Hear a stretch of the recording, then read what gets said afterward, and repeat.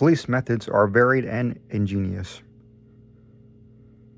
Malone, through unostentatious rambles, carefully casual conversations, well-timed offers of hip pocket liquor, and judicious dialogues with frightened prisoners, learned many isolated facts about the movement whose aspect had become so menacing. The newcomers were indeed Kurds, but of a dialect obscure and puzzling to exact philology. Some of them lived mostly as dockhands and unlicensed peddlers, though frequently serving in Greek restaurants and tending corner newsstands. Most of them, however, had no means of support and were obviously connected with underworld pursuits, of which smuggling and quote-unquote bootlegging were the least indescribable.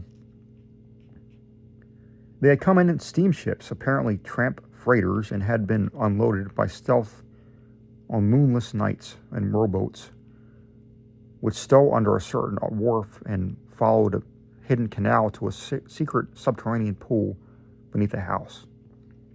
This wharf, canal, and house Malone could not locate, for the memories of his informants were exceedingly confused. While their speech was to a great extent beyond even the ablest interpreters, nor could he gain any real data on the reasons for their systematic importation. They were reticent about this exact spot from which they had come, and were never sufficiently off guard to reveal the agencies which had sought them out and directed them their course. Indeed, they developed something like acute fright when asked the reasons for their presence. Gangsters of other breeds were equally taciturn, and the most they could be gathered was that some god or great priesthood had promised them unheard powers and supernatural glories of rulerships in a strange land. The attendance of both newcomers and old gangsters at Suydam's closely guarded nocturnal meetings was very regular, and the police soon learned that the erstwhile recluse had leased additional flats to accommodate such guests as knew his password, at last occupying three entire houses and permanently harboring many of his queer companions. He spent but little time now at his Flatbush home, apparently coming and going only to obtain and return books, and his face and manner had attained an appalling pitch of wildness. Malone twice interviewed him, but was each time brusquely repulsed. He knew nothing, he said, of any mysterious plots or movements, and had no idea how the Kurds could have entered or what they wanted. His business was to study undisturbed the folklore of all the immigrants of the district, a business with which policemen had no legitimate concern.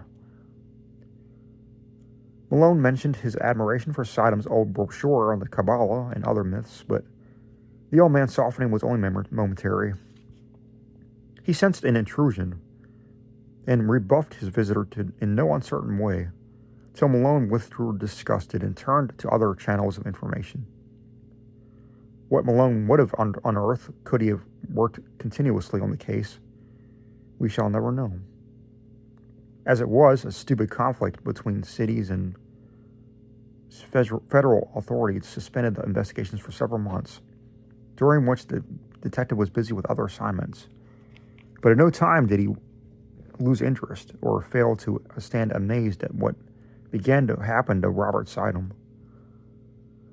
Just at the time when a wave of kidnappings and disappearances spread its excitement over New York, the unkempt scholar embarked upon a metamorphosis as startling as it was absurd. One day he was seen near Borough Hall with clean-shaved face, well-trimmed hair, and tastefully immaculate attire, and on every day thereafter some obscure improvement was noticeable in him. He maintained his fastidiousness without interruption, added to it an unwanted sparkle of eye and crispness of speech, and began little by little to shed the corpulence which had so long deformed him. Now frequently taken for less than his age, he acquired an elasticity of step and buoyancy of demeanor to match the new tradition, and showed a curiously darkening of the hair which somehow did not suggest dye. As the months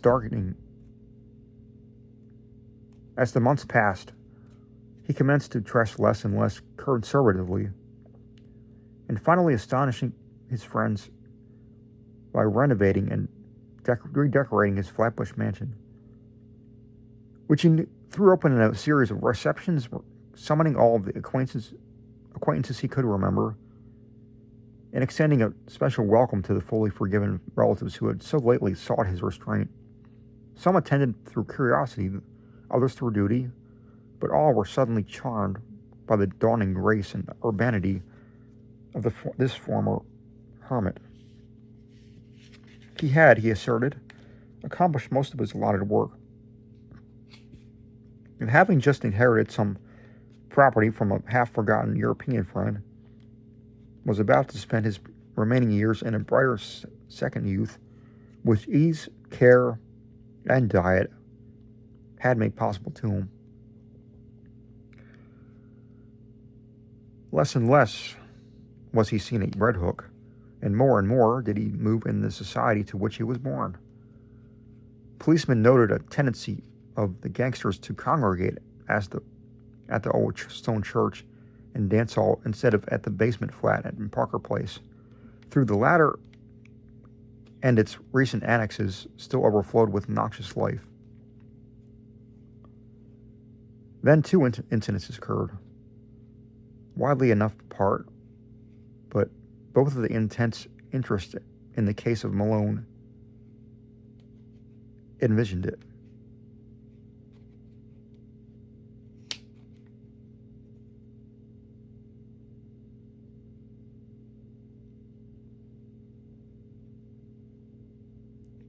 One was a quiet announcement in the Eagle of Robert Suydam's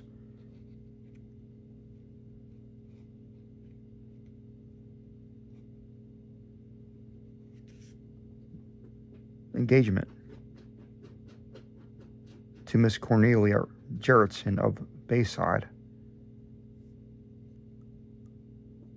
a young woman of excellent position and distantly related to the elderly bridegroom-elect, whilst the other was a raid on the dance hall church by city police. After a report that the face of the kidnapped child had been seen for a second at one of the basement windows, Malone had participated in this raid and studied the place with much care and went inside. Nothing was found, in the fact the building was entirely deserted when visited, but a sensitive Celt was vaguely disturbed by the many things about the interior. There were crudely painted panels he did not like, panels which depicted sacred faces with peculiarly worldly and sardonic expressions, and which occasionally took liberties that even a layman's sense of decorum could scarcely countenance.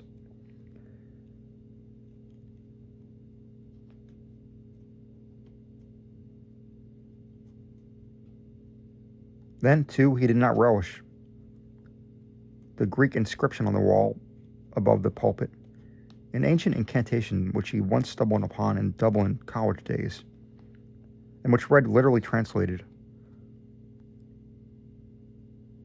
"O friend and companion of night, thou wouldst rejoicing, thou who rejoiced in the baying of dogs and spilt blood, who wanderest in the midst of shades amongst the tombs, who longest for blood and bringest terror to mortals, Gorgo, Mormo, thousand-faced moon, look favorably on our sacrifices." When he read this, he shuddered, and thought vaguely of the cracked bass organ notes he fancied he heard beneath the church on certain nights. He shuddered again at the rust around the rim of a metal basin which stood on the altar, and paused nervously when his nostrils seemed to detect a curious and ghastly stench from somewhere in the neighborhood. That organ memory haunted him, and he explored in the basement with particular assiduity before he left.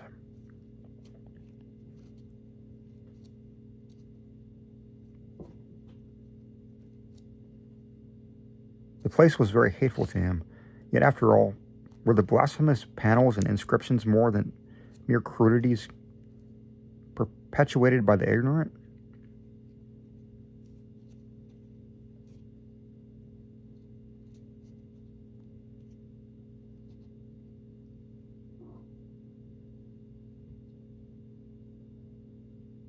By the time of Suydam's wedding, the kidnapping epidemic had become a popular newspaper scandal. Most of the victims were young children of the lowest classes, but the increasing number of disappearances had worked up a sentiment of the strongest fury. Journals clamored for action from the police, and once more the Butler Street mansion sent its men over Red Hook for clues, discoveries, and criminals. Malone was glad to be on the trail again and took pride in a raid on one of Suydam's Parker Place houses.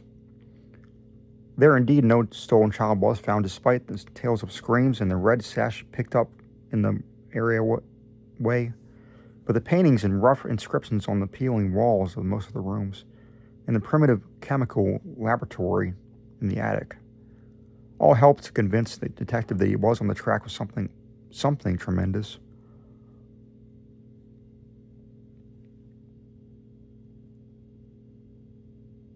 The paintings were appalling, hideous monsters of every shape and size, and parodies on human outlines which cannot be described. The writing was in red and varied from Arabic to Greek, Roman, and Hebrew letters. Malone could not read much of it, but what he did decipher was portentous and Kabbalistic enough. One frequently repeated motto was in a sort of Hebraized Hellenistic Greek, and suggested the most terrible demon evocations of the Alexandrian decadence.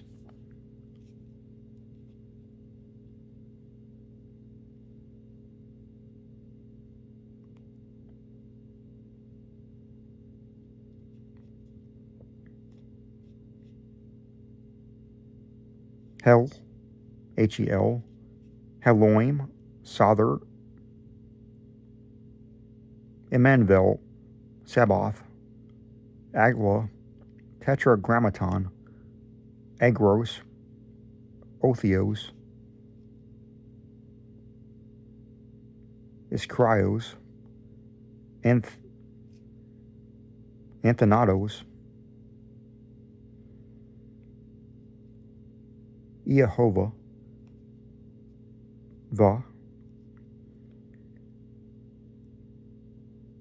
Adonai, Sadeh,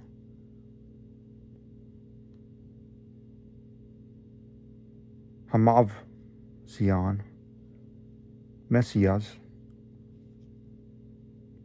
Eshereh. Circles and pentagrams loomed on every hand and told indubitably of the strange beliefs and aspirations of those who dwelt so squalidly here. In the cellar, however, the strangest thing was found: a pile of genuine gold ingots, covered carelessly with a piece of burlap, and bearing upon their shining surfaces and the same weird hieroglyphs which also adorned the walls. During the raid, the police encountered only a passive resistance from the squinting Orientals that swarmed from every door. Finding nothing relevant, they had to leave all as it was. But the precinct captain,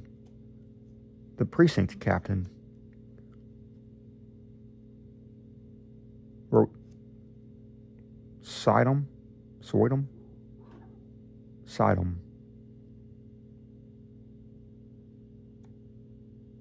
A note advising him to look closely to the character of his tenants and proteges in the view of the growing public clamor.